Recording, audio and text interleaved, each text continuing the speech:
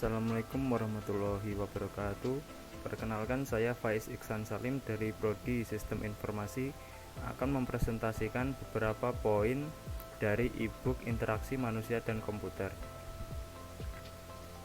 Interaksi manusia dan komputer atau Human Computer Interaction adalah suatu disiplin ilmu yang mengkaji komunikasi atau interaksi di antara pengguna dengan sistem komputer maupun sistem yang banyak digunakan dalam kehidupan sehari-hari, misalnya kendaraan, peralatan rumah tangga, dan sebagainya.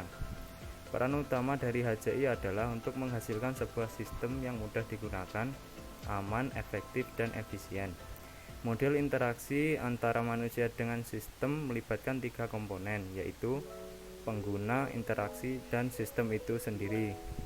Kunci utama HCI adalah daya guna atau usability, yang berarti bahwa suatu sistem harus mudah digunakan atau memberi keamanan kepada pengguna dan mudah dipelajari.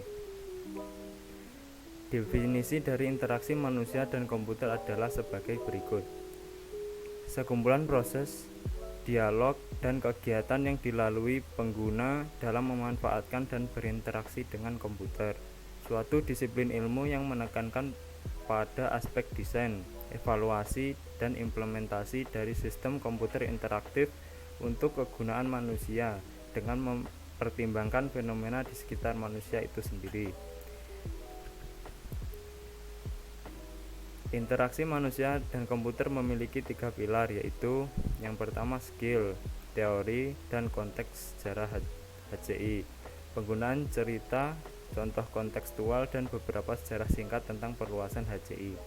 Yang kedua activities, serangkaian metode langsung untuk memperdalam pemahaman HCI.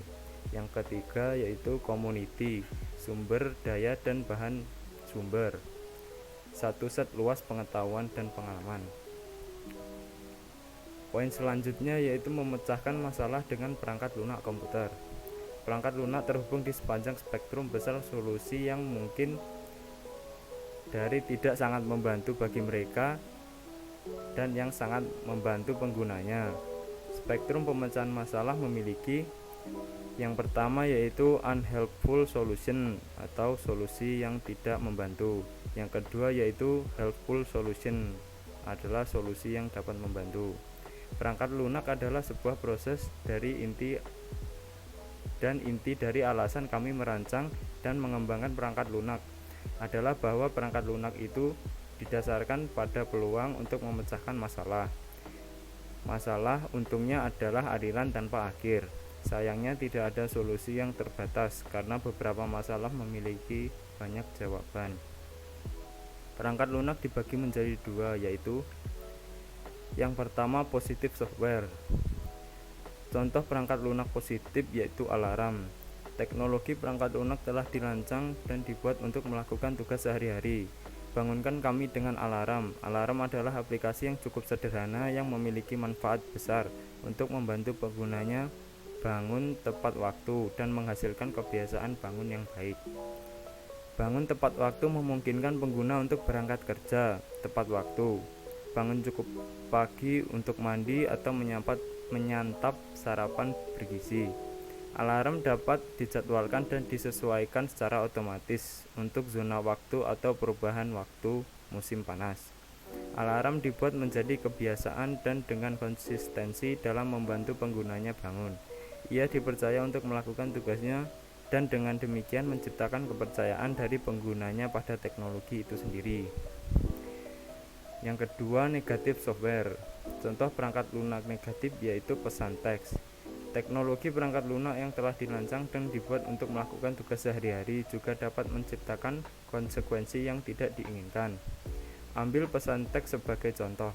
Ini adalah aplikasi komunikasi yang cukup sederhana yang dapat memiliki manfaat besar untuk membantu pengguna berkomunikasi melalui pesan singkat yang diketik daripada menggunakan suara atau bentuk lainnya. Aplikasi perpesanan teks tidak buruk dalam semua kasus penggunaan, tetapi ketika dilakukan bersamaan dengan mengoperasikan kendaraan, itu dapat memiliki konsekuensi yang mengerikan. Kesimpulan dari poin tersebut adalah Software positif tidak memiliki konsekuensi dalam penggunaannya, sedangkan software negatif memiliki hasil negatif atau konsekuensi dari kepercayaan terhadap perangkat lunak tersebut. Poin selanjutnya yaitu adalah bahasa pemrograman. Bahasa pemrograman atau sering diistilahkan juga dengan bahasa komputer atau bahasa pemrograman komputer adalah instruksi standar untuk memerintah komputer. Bahasa pemrograman ini merupakan suatu himpunan dari aturan sintak dan semantik yang dipakai untuk mendefinisikan program komputer. Bahasa ini memungkinkan seorang programmer dapat menentukan secara persis data mana yang akan diolah oleh komputer, bagaimana data ini akan disimpan atau diteruskan, dan jenis langkah apa yang akan diambil dalam berbagai situasi secara persis. Ada beberapa bahasa pemrograman diantaranya yaitu HTML, CSS, dan JavaScript. Poin selanjutnya yaitu adalah data analitik. Data analitik merupakan proses inspeksi serangkaian data yang berguna untuk mendapatkan kesimpulan dari informasi yang ada dan meningkatkan sistem pada software.